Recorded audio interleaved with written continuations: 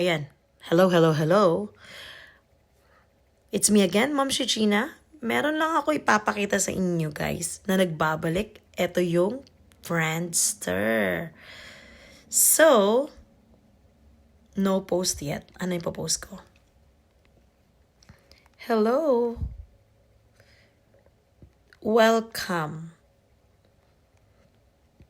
Welcome back again. Sana maano natin yung ano. Hello, welcome back again. May post na. And then, I need to put pictures. Ano ilalagay natin? From this to this. Ayan. Ayan. Best tea ever. Yan. Wow, may post na ako, guys. Ayan na.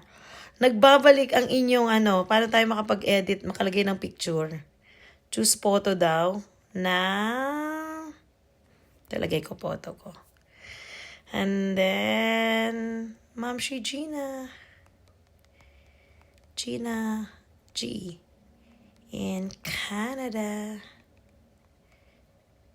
Yan. Perfect. And pwede kong palitan yung name ko. Ma'am Gina.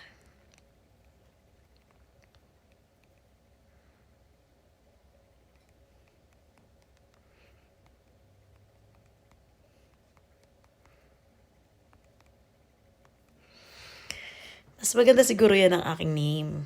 O yan, guys. O, ano pa? Nagbabalik. Pero guys, ang kagandahan dito, ang i-add mo lang na friend ay yung talagang namimit mo. 'Di ba? Yun lang talaga ang kailangan mong tingnan mo, start, bring two phones close. So, pwede lang nating i-add ang mga taong talagang may totoong interaction sa'yo. So, yan guys. And then, you can keep your friends, your true friends. O, di ba? Pwede bang video dito? Tingnan natin. Ay, photos lang, guys. Wala siyang videos, I think. Parang wala siyang videos, no? Wala. Hindi ka pwedeng mag-post ng video. Not joined. Ba't ako not joined? So, sa community guidelines ng Friendster is for real life friends, please keep it safe and respectful. Don't harass, threaten, or encourage violence. Don't post hate speech or discriminatory content. Share nudity or sexual content, dox, stalk, or share private info, impersonate others, or scam other users. Do report content that violates these guidelines. Be kind, assume good intent. Keep it personal, people you actually know. So my reporting tools are coming soon. In the meantime, email support with a screenshot and a short description. So I don't know what to do yet. Kasi sabi naman connected ako. And I don't know kung bakit nakalagay dyan.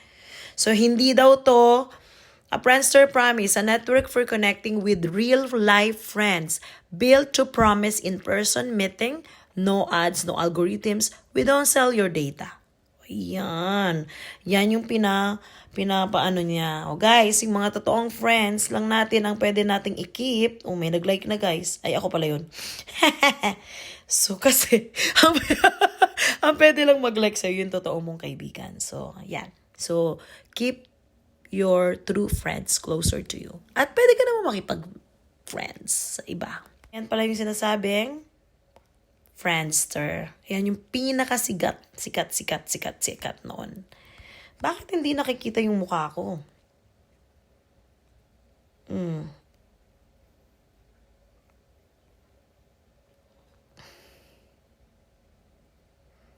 Connected.